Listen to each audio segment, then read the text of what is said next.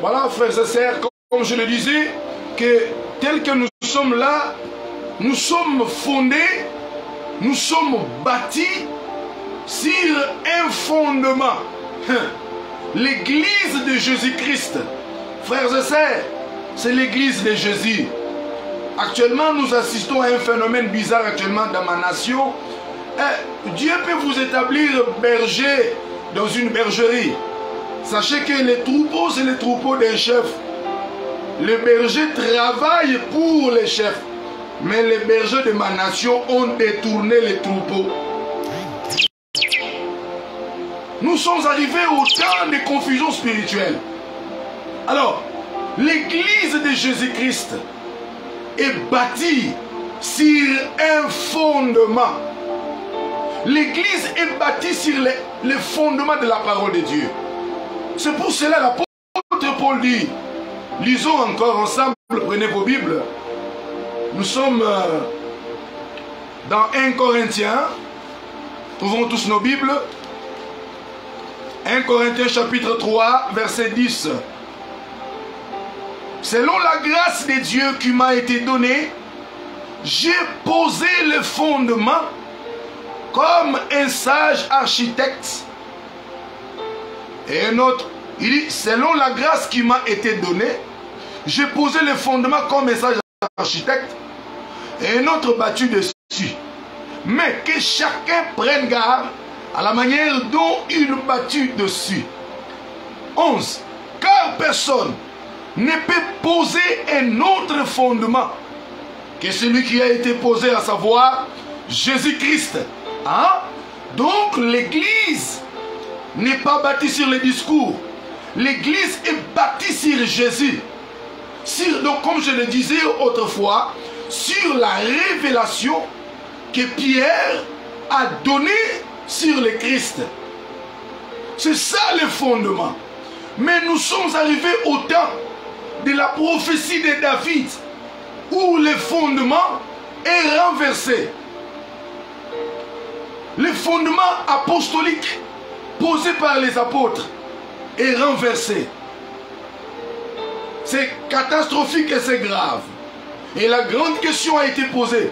Quand les fondements sont renversés, le juste, que ferait-il? Est-ce que je parle à un juste? Et s'il y a un juste qui est en ligne, qui se manifeste par des j'aime, afin que nous puissions continuer? Je vais voir vos j'aime, afin que je puisse poursuivre l'émission. Alléluia. L'apôtre dit, j'ai posé le fondement comme un sage architecte. Et au 11e verset, il dit que parce que personne, alléluia, car personne ne peut poser. Donc, il n'y a aucune personne qui peut se prévaloir, venir contester, remettre en cause ce que les apôtres ont dit. Que personne ne vous dise certaines choses, disant que Paul a dit, moi aussi je vous dis non. Il dit que j'ai posé le fondement comme un sage architecte. Et personne ne peut poser un autre fondement. Nous n'avons qu'un seul fondement, qui est Jésus de Nazareth. Alléluia. C'est Jésus de Nazareth qui est notre fondement. Mais actuellement, Jésus qui est le fondement a été chassé de nos églises. Il a été chassé. On ne nous chante que nous, les serviteurs de Dieu. Nzambe ya papa, Nzambe ya... Oui, je ne m'oppose pas au miracle. Je crois au miracle. Et par ces pauvres paumes de main, Dieu a opéré beaucoup de miracles. Dieu s'est manifesté. Mais regarde aujourd'hui comment les fondements sont renversés. Comment Jésus est chassé de nos églises. Au lieu de parler de Jésus, on parle des serviteurs. Au lieu de parler du chef, On parle du serviteur et du travailleur. Frères et sœurs, Dieu dit qu'il est un Dieu jaloux. Il ne se partage pas sa gloire avec un autre. C'est ainsi, il est écrit, ils se sont partagés mes vêtements, mais ils ont tiré au sort ma tunique. Nous pouvons nous partager les vêtements. Nous pouvons nous partager les grâces. Nous pouvons nous partager les dons. Nous pouvons, frères et sœurs, nous pouvons nous partager les ministères, mais pas la gloire. Il est écrit, ils se sont partagés mes vêtements. Oui, les vêtements, ce sont les œuvres. Il est écrit dans Jean, celui qui croit à moi fera les œuvres plus grandes, parce que moi je m'en vais au Père. Comme le vêtement, ce sont les œuvres, nous pouvons nous partager les œuvres. Je peux ressusciter un mort. Je peux ouvrir les yeux des aveugles. Je peux chasser les démons. Je peux révéler le mystère de Dieu. Mais la gloire est à Dieu lui-même. La gloire est représentée par la tunique. On ne peut pas se partager la gloire. Aujourd'hui, les fondements sont renversés. Le maître de l'église est chassé à l'extérieur. Il est un sans domicile fixe. On ne parle plus de Jésus. Au lieu que le Christ soit élevé, c'est le serviteur qui est élevé. Au lieu que Dieu soit au centre, mais c'est l'homme qui est au centre. Voyez-vous comment les fondements sont renversés actuellement? La prophétie de David s'accomplit. Les fondements sont renversés. Les fondements. Et quand le fondement est renversé, sachez que toute la maison doit s'écrouler. On peut voir la maison, une belle maison, bien bâtie, bien construite, mais les fondements qui soutient, le jalon qui soutient cette maison, sont invisibles. Une fois que les jalons sont affaissés, la maison aussi va s'écrouler. C'est pourquoi, dans Matthieu, il est dit, il y a eu des hommes qui bâtissaient des maisons. L'un bâtit sur les sables, et l'autre bâtissait sur les endroits rocaillés. Quand les tempêtes, quand les vents ont soufflé, l'Écriture dit, la maison qui était bâtie sur les sables fut emportée par les vents. Mais la maison qui était bâtie sur les endroits rocaillés ou qui était bâtie sur les rochers, malgré que les tempêtes sont venues, ils ont frappé toutes les deux maisons. Il y a eu une grande différence, une grande disconcordance, parce que la maison qui était sur les rochers est restée inébranlable. Et l'autre maison sur les sables a été emportée. C'est l'image des deux types de chrétiens. L'un est bâti sur la parole de Dieu. Quand les tribulations arrivent, quand des petites situations arrivent, même dans l'église, des petites incompréhensions peuvent arriver. Ces chrétiens restent solides, restent inébranlables, parce qu'il est sur la parole. Mais celui qui est assis sur les sables, or les sables c'est l'image du peuple, c'est la pensée humaine. Il est écrit, ton peuple sera comme les sables de la mer, ta postérité plutôt, comme les sables de la mer. Donc celui qui est bâti sur les sables, il est bâti sur, c'est cette maison qui est bâtie sur la sagesse des hommes. Celui qui est bâti sur les sables, c'est cette personne qui n'a pas de fondement solide. La maison qui est bâtie sur les sables, c'est l'image de ces chrétiens qui n'a pas de racines. Quand des petites tribulations arrivent, quand des petits moments difficiles, de la souffrance, des petites épreuves arrivent, la personne est emportée. Mais la maison qui est bâtie sur les rochers, même si les tempêtes soufflaient, même si le problème soufflait à l'église, n'oubliez pas, l'église est dans un milieu social. Donc, comme dans l'église, nous avons les mélanges. Nous avons hétérogénéité. C'est-à-dire l'ensemble de plusieurs couleurs. Nous avons le mélange hétérogène. Parce que dans l'église corps du Christ, c'est là où on peut parler du mélange homogène. Où il y a l'homogénéité. Où là tout le monde est semblable à Christ. Mais dans l'église locale, frères et sœurs, c'est une hétérogénéité. Dans l'église locale, il y a des sorciers. Prédicateurs, sorciers. Modérateurs, sorciers. Mama Mukami, bandits, voleurs, voyous. Voyez-vous? Là, c'est dans l'église locale. Donc, des petites situations, de petits problèmes peuvent surgir. Maintenant, quand les problèmes vont surgir ainsi, si tu n'es pas bâti sur la parole de Dieu, ça va t'emporter. Et peut-être tu pouvais déjà être à des doigts, à quelques mètres de ta bénédiction. Une fois que tu es emporté, tu perds ta bénédiction.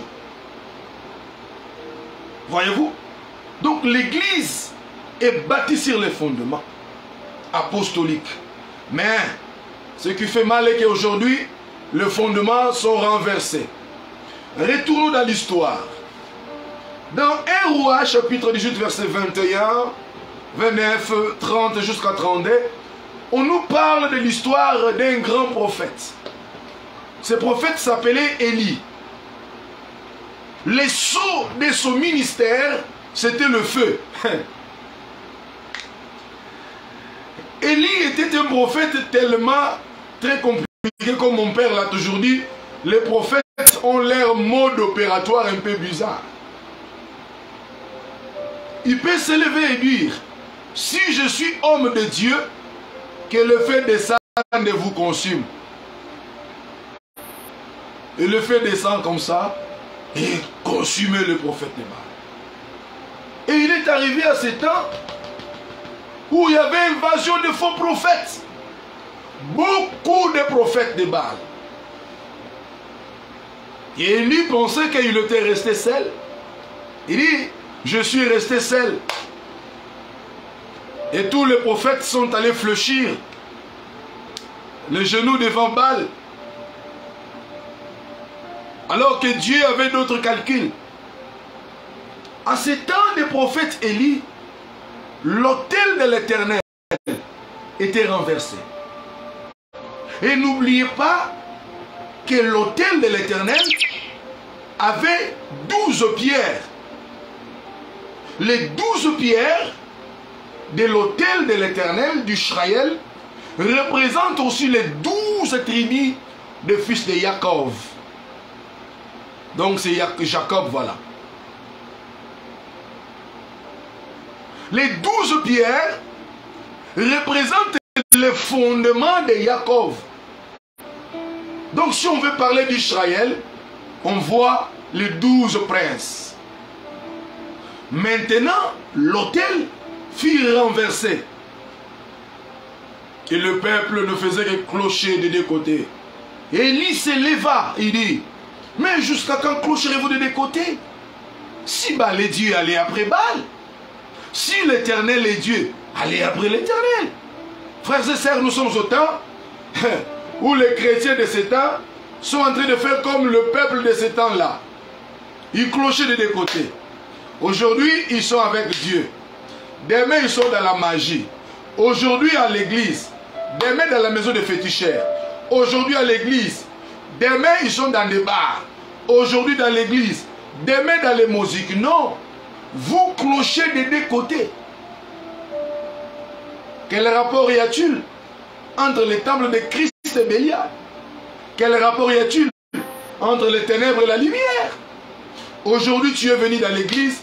Demain, tu vas consulter les magiciens. Pourquoi? Il a dit au peuple, jusqu'à quand clocherez-vous des deux côtés? Mais si l'Éternel est Dieu, venez après l'Éternel. Si Baal est Dieu, allez-y après Baal. Qu'est-ce que la Bible dit? Lisons cela. 1 Roi, chapitre 18. Manifestez-vous par de j'aime. Envoyez-nous des cœurs, s'il vous plaît. Frère Dada, que Dieu te bénisse. Et que tous ceux qui nous suivent là où tu es, dans cette pièce-là, soyez tous bénis. Tous les Mindibos qui nous suivent là-bas à London. Tous ceux qui sont à Marilo. Tous ceux qui nous suivent partout dans le monde. Que Yahweh Adonai vous bénisse. Nous sommes à Chinsans, à Kinshasa, où nous servons le nom de l'Éternel. Voilà. 1 Roi, chapitre 18, verset 21. Que disent les Saintes Écritures. Et alors Élie s'approcha de tout le peuple. Et dit, jusqu'à quand clocherez-vous de deux côtés? Si l'Éternel est Dieu, allez après lui. Si c'est Baal, allez après lui. Le peuple ne lui répondit rien. C'est ce que nous voyons actuellement. Nous prêchons à l'église. Frère, abandonne ce que tu fais. Viens auprès de l'Éternel. Attache-toi à Dieu. Il nous regarde, comme on dit à Lingala, Maï, Babouaka, Namukongali Bata. Quand on jette ça, et puis la personne retourne dans ses vieilles vestes. C'est pareil avec le peuple. Et Élie dit au peuple, je suis resté seul des prophètes de l'Éternel et il y a 450 prophètes de Baal. Frères et sœurs, c'est le moment que nous sommes en train de traverser. Nous sommes au temps de la minorité des authentiques oins de l'Éternel et à la majorité de faux prophètes. Regarde comment les faux prophètes sont en train de pulluler la ville de Kinshasa. Et nous courons derrière les prophéties. Je ne m'oppose pas aux prophéties, que Dieu m'en garde. Je suis fils spirituel d'un prophète. Mon père, le prophète Gédéon Kalamba, il est prophète. Mais actuellement, ce qui se fait dans cette ville de Kinshasa et là-bas au Katanga, la province minière, en tout cas, c'est très compliqué. Nous sommes en train de voir l'invasion des faux prophètes, comme au temps d'Élie. Ils sont nombreux. Ils envahissent le marché central. Les autres font porte à porte. Ils viennent, ils disent des choses. Je parlerai, dis donc, de la prophétie demain. Et l'exercice de prophétie demain. À ce temps ici, Élie était seul. Frère, si Dieu t'a fait grâce, et tu as un authentique homme de Dieu, un père ou un qui connaît le Seigneur, il est dans les vrais, reste attaché à ces dieux-là. Il y a un mauvais vent qui souffle actuellement, où les gens sont attachés aux choses de la terre, ils courent après les prophètes, et les fameux prophètes et leurs fameuses prophéties, ils ne font que diviser les familles. Dans 1 Corinthiens chapitre 14, verset 3, qu'est-ce que la Bible dit? Celui qui prophétise au contraire parle aux hommes, les édifie, les exhorte, les console. Donc numéro 1, la prophétie que tu nous donnes, si elle est divine, elle est authentique, elle doit être au centre de ces trois piliers ou de ces trois jalons. Numéro 1, la prophétie doit d'abord édifier. Numéro 2, elle doit d'abord nous exhorter. Numéro 3, elle nous console. Mais quand tu me dis que je te vois, tu as porté un cinglet en couleur blanche, ou bien tu as une culotte en couleur rouge, ça m'édifie en quoi? Voyez-vous? Et ça fait quoi? Si tu me donnes mon numéro de téléphone, les 0421 29 28 62 48, ça m'édifie en quoi? Voyez-vous? Ce sont des choses qui se font actuellement. Donc, nous voyons la multiplicité des faux prophètes. Maintenant, qu'est-ce que Élie a fait? 30. Élie dit alors à tout le peuple, approchez-vous de moi. Tout le peuple s'approcha de lui. Et Élie rebâtit l'autel de l'Éternel. Dieu ne pouvait pas répondre Élie par le fait si Élie n'avait pas rebâti l'autel de l'Éternel. Quand on parle de rebâtir, donc bâtir à nouveau. Donc il y avait quelque chose qui était bâti et qu'on avait démoli, qu'on avait renversé et on vient rebâtir. Il a d'abord rebâti l'autel de l'Éternel. C'est ici la réponse que nous donnons au prophète David. Quand les fondements sont renversés, le juste, que ferait-il? À cette époque, le juste c'était Élie. Quand le juste Élie a vu que les fondements sont renversés, il a pris le peu, il a rebâti. Donc il a reconstruit, il a rebâti, bâtir de nouveau l'autel de l'Éternel qui était sur les 12 pierres, qui symbolisent les 12 tribus d'Israël, les 12 princes de Jacob. Alléluia. 31. Il prit les 12 pierres d'après les 12 nombres des tribus des fils de Jacob, auquel l'Éternel avait dit, Israël sera ton nom. Quand les fondements sont renversés, le juste, que fera-t-il? Le juste doit rebâtir. Nous sommes au temps où le fondement apostolique est renversé. Parce que les 12 pierres de l'autel qu'Élie a rebâti, à cette époque-là, c'était l'image des 12 tribus de Jacob. Et dans la nouvelle alliance, Jacob s'est manifesté en Christ. Christ aussi, il a les 12 princes, qui sont les 12 apôtres, qu'il a envoyés, les apôtres de l'agneau. Il les envoie. Et ce sont eux qui nous ont amené la doctrine. C'est quoi la doctrine? Ne réduisons pas la doctrine aux mèches, aux pantalons, aux boucles d'oreilles et quoi autre, je ne sais pas. Non, la doctrine c'est le corps des enseignements de Christ. L'ensemble de tous les enseignements de Jésus-Christ légués aux apôtres. Donc ce que Christ les a donnés, les rouleaux des enseignements de Christ, c'est ce que nous appelons la doctrine. C'est ça notre loi fondamentale, notre constitution. Même dans des partis politiques, ils ont aussi leur constitution, ils ont aussi leur doctrine, ils ont aussi leur règlement d'ordre intérieur. Alléluia. Et nous aussi, étant le peuple de Dieu, nous avons notre doctrine. Les enseignements apostoliques. Mais aujourd'hui, tout ce que les apôtres ont prêché est renversé. La Bible déclare dans 1 Timothée, lisons ça. Parce qu'actuellement, les gens veulent faire des choses comme si eux aussi ils ont inventé leur Bible. Je ne sais pas moi. 1 Timothée chapitre 2, verset 12. Je ne permets pas à la femme d'enseigner ni de prendre l'autorité sur l'âme, mais elle doit demeurer dans le silence. Car Adam a été formé le premier, Ève ensuite. Et ce n'est pas Adam qui a été séduit, c'est la femme qui séduite s'est rendue coupable de la transgression.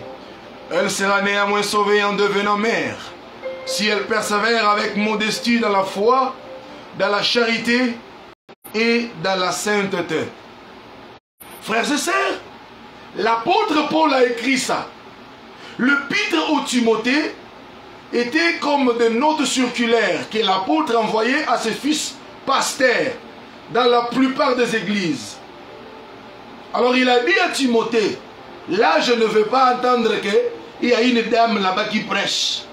Mais aujourd'hui, les fondements apostoliques, tout ça, dans l'église de ma nation, plus précisément ici au Congo, tout ça, on a renversé. Il y a ceux qui se disent que non, l'apôtre Paul avait dit ça parce qu'il avait vu qu'il y avait les désordres. Non, non. 1 Timothée, 2 Timothée chapitre 3 verset 16. La Bible dit, tout écriture. Lisons ça. 2 Timothée chapitre 3 verset 16. Toute écriture est inspirée de Dieu et utile pour enseigner, pour convaincre et pour corriger, pour instruire dans la justice, afin que l'homme de Dieu soit accompli et propre à toute bonne œuvre. Voyez-vous, tout ce qui est écrit est inspiré de Dieu. Ce n'est pas l'homme qui pouvait rédiger ça. C'est une inspiration divine. Comment pouvez-vous expliquer la prophétie d'Ésaïe, de Zacharie, d'Ézéchiel, de Johann? Toutes ces histoires, c'était une inspiration divine. Et aujourd'hui, tout ça, on a renversé. La doctrine est renversée. Il n'y a rien du tout. Je pense qu'il y a des élites. Il y a certains justes qui sont en train de traverser cet âge de l'obscurité. Cet âge de l'Odyssée. L'âge des pasteurs stars. Dans cet âge, les hommes de Dieu sont devenus plus célèbres que le Christ.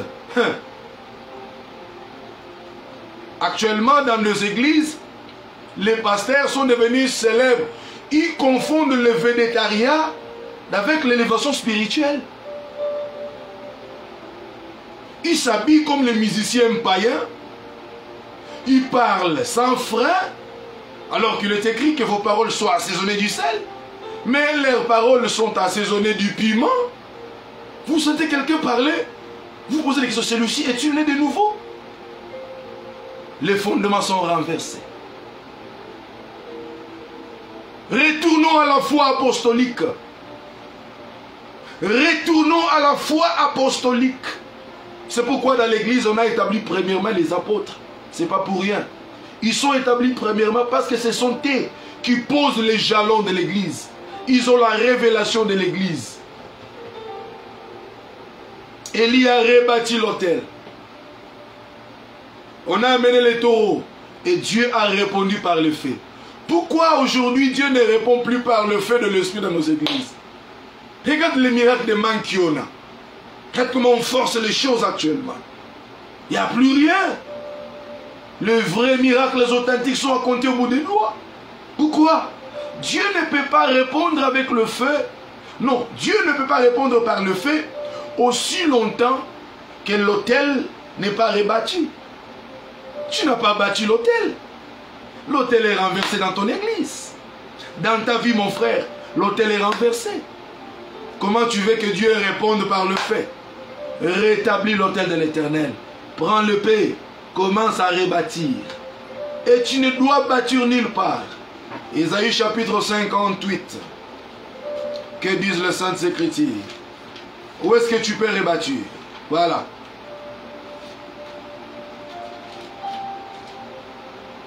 La Bible dit, les tiens rebâtiront sur d'anciennes ruines.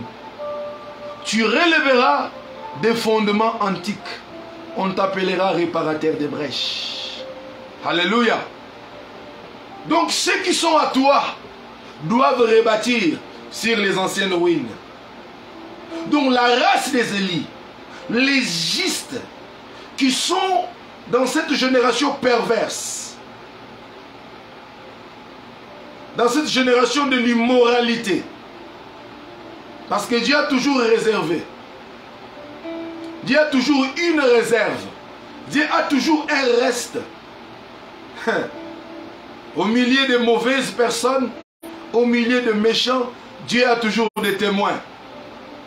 Alors ce sont eux qui doivent rebâtir sur les anciennes ruines. Non, les fondements étaient posés. Sur la pierre angulaire, tu vas bâtir là, pas ailleurs. Alléluia. Sur les anciennes ruines. C'est ainsi dans Esdras. Quand ils sont retournés, nous sommes dans Esdras chapitre 3, verset 10.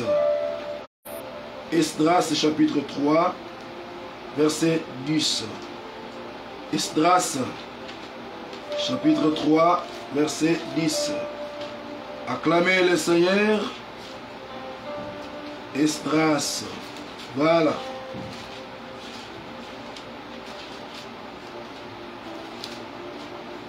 Nous rebâtissons sur les anciennes ruines. Voilà. Oh là là là là. Le Seigneur est bon. Que disent les Saintes Écritures? Voilà. Esdras. Frères et sœurs, la Bible dit, quand ils sont revenus, c'était à l'époque de Néhémie. Voilà. Nous sommes là. Esdras. Ce sont des livres qui ne se lisent pas tellement dans l'église de ma nation. Esdras chapitre 3, verset 10 à 13. Lorsque les ouvriers posèrent le fondement du temple de l'Éternel, on fit assister les sacrificateurs en costume avec des trompettes et les Lévites, fils d'Azaph, avec des cymbales, afin qu'ils célébrassent l'Éternel d'après les ordonnances de David, roi d'Israël. Ils chantaient, célébrant, louant l'Éternel par ses paroles. Car il est bon, car sa miséricorde pour Israël dira toujours. Et tout le peuple poussait des grands cris de joie en célébrant l'Éternel, parce qu'on posait le fondement de la maison de l'Éternel. Mais plusieurs sacrificateurs et lévites et des chefs de famille âgés qui avaient vu la première maison pleuraient à grand bruit pendant qu'on posait sous leurs yeux le fondement de cette maison.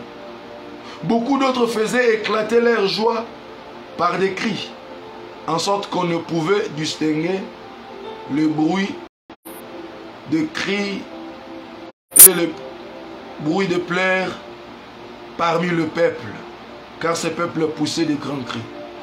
Frères et sœurs, la jeune génération, quand elle a vu, lorsqu'on posait les fondements, il se réjouissait. Mais les Lévites âgés, ils pleuraient. Et on leur a posé la question, pourquoi vous pleurez?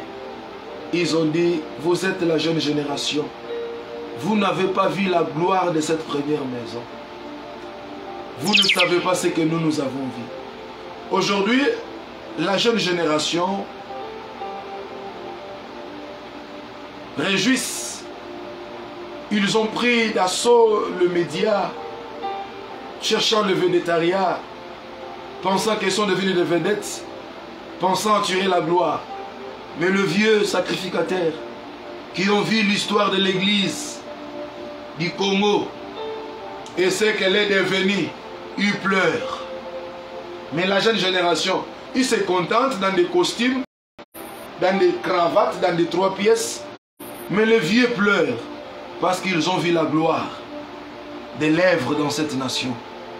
Et quand ils voient ce qui se fait actuellement dans les églises, ils pleurent. Ils grincent leurs dents. Rebâtissons le fondement de l'Éternel. Et retournons à la foi apostolique. Retournons dans la parole. Revenons aux fondamentaux de la parole. Et le Dieu des cieux ne manquera pas à vous bénir. Nous sommes arrivés à la fin de notre émission. Je ne manquerai pas de dire merci à tous ceux qui nous ont suivis. À Kinshasa, en Amérique latine, en Amérique, en Europe, frère Dada Wangata, Dieu te bénisse. Sœur Mwabana, en Colorado, que Dieu te bénisse. Tous les bien-aimés qui nous ont suivis à Kinshasa, que Dieu vous bénisse. Prenons rendez-vous prochainement. Ciao, bye bye.